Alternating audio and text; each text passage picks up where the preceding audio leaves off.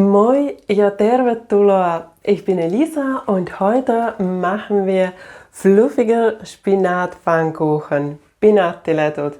Ein echter Klassiker aus Finnland, beim Kindern und Erwachsenen super beliebt. Also los geht's! Für die Pfannkuchen brauchst du 100 Gramm frischen Spinat, 100 Milliliter Pflanzenmilch. Ich verwende heute Sojamilch, weil es am besten mit der Zitrone reagiert und dadurch werden die Pfannkuchen richtig fluffig. Dann brauchen wir 2 Eier, 100 Gramm Dinkelmehl, eine halbe Teelöffel Backpulver, eine halbe Teelöffel Backnatron, eine Teelöffel frisch gepresster Zitronensaft und eine kleine Prise Salz. Erst werde ich die Flüssigkeit vorbereiten, also eine Art veganer Buttermilch. Wie gesagt, am besten Sojamilch.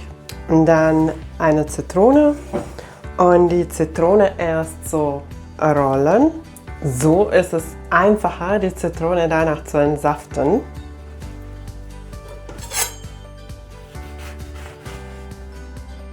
Ungefähr eine Teelöffel Zitronensaft. So, dann kurz vermischen. Und das können wir erst zur Seite lassen. In dieser Zeit wird die Zitrone mit Buttermilch reagieren und es wird so eine Art pflanzlicher Buttermilch. Und in der Zeit werden wir noch den Spinat blanchieren, also erst den Spinat leicht abwaschen, nicht zu lange. Dann Salzwasser in einem Topf zum Köcheln bringen, das ganze Spinat in den Topf geben, den Topf vom Herd nehmen und den Spinat durch ein Sieb geben und ins Eiswasser geben und danach wieder das Wasser abgießen und so gut wie möglich jetzt an diesem Punkt das Wasser auswringen. Am besten funktioniert das mit den Händen. So, und dann werden wir den Spinat ganz fein hacken. Also so mag ich das zu machen. Man könnte den Spinat auch alternativ einfach pürieren. Aber ich mache das einfach mit dem Messer. Yeah!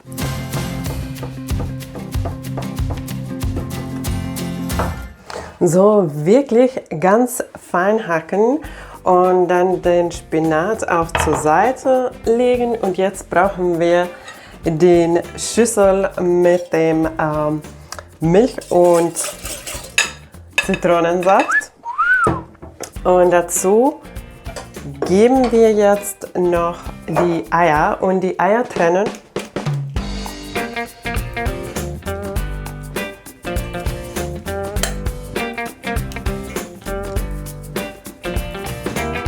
Und dann gebe ich direkt auch eine kleine Prise Salz dazu und kurz vermischen.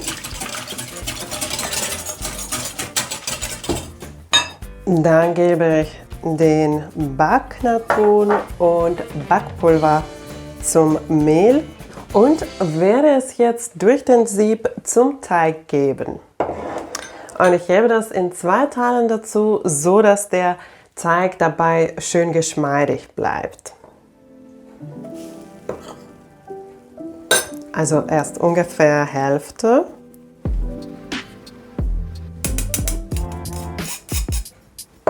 Und dann kurz vermischen. So, und dann auch den Rest dazugeben.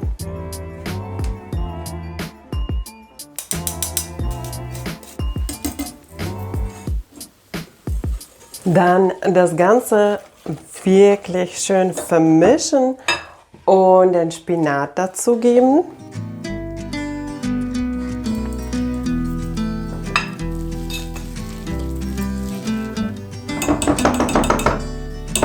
Und jetzt dann noch den Eiweiß steif schlagen.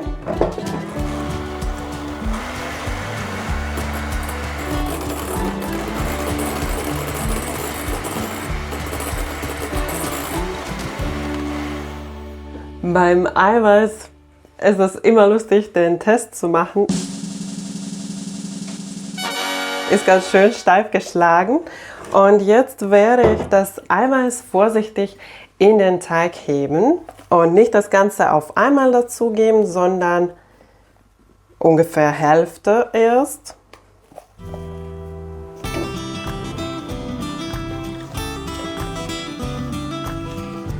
Und dann auch das restliche Eiweiß dazugeben und in das Teig heben, bis es schön vermischt ist.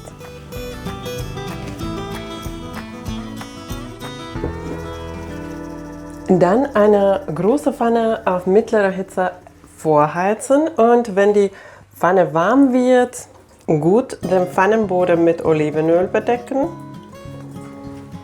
Und ich mag die Pfannkuchen mit einem Eisportionierer zu portionieren, aber du kannst die auch mit einem Esslöffel portionieren.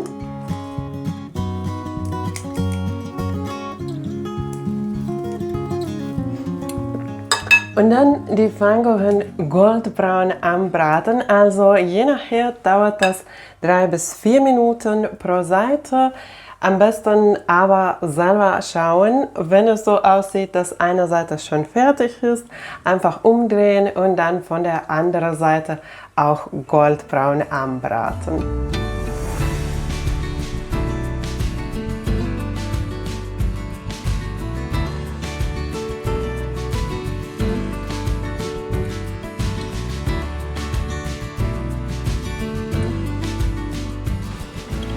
So, die Pfannkuchen sind fertig. Diese Pfannkuchen sind ein beliebter Schulklassiker aus Finnland und werden typisch mit einem ganz einfachen Karottensalat serviert und Preiselbeeren. Oh. Ja, das ist etwas sauer, aber das ist wirklich ein Muss. Die Preiselbeermarmelade oder die Preiselbeeren passen einfach perfekt zu diesem Pfannkuchen. Ich nehme gerne immer eine Karotte pro Person. Und dann habe ich noch etwas Koriander, das ist aber kein Schulklassiker. Der Koriander war bei uns damals nicht dabei. Es war einfach geriebene Karotte und das war's schon. Ich werde das heute etwas anders machen. Also erst die Karotten schälen.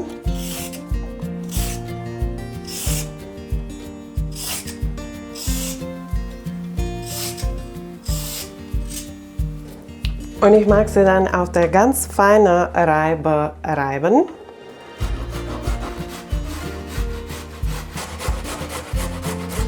Und dann die geriebene Karotte in eine Schüssel geben. Und dann, wie gesagt, ich mag noch etwas Koriander dazu geben, aber das ist wirklich kein Muss. Also wenn du den Koriander nicht magst, dann kannst du den auch ruhig weglassen. Oder alternativ auch etwas Petersilie dazugeben und dann fein hacken.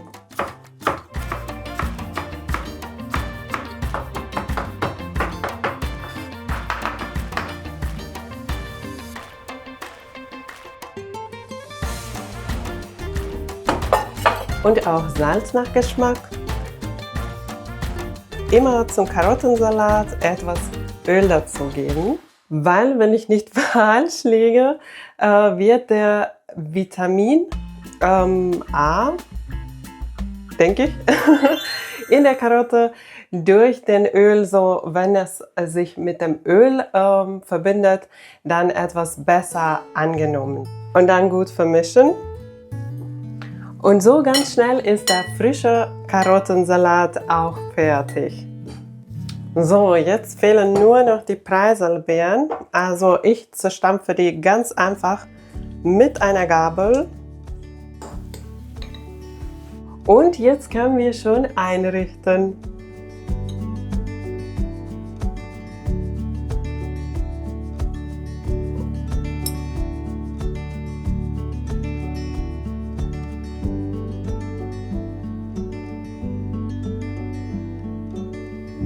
So, da kommen schon die Erinnerungen aus der Schulzeit. Es sieht richtig lecker aus und ganz schön bunt.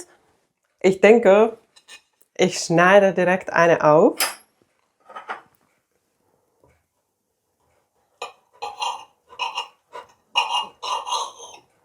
Also die Farbe ist richtig schön und ich werde auch direkt probieren. Und auch etwas Karottensalat.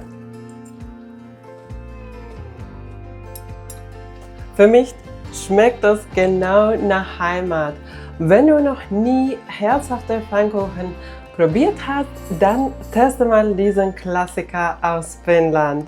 Moikka und bis zum nächsten Mal!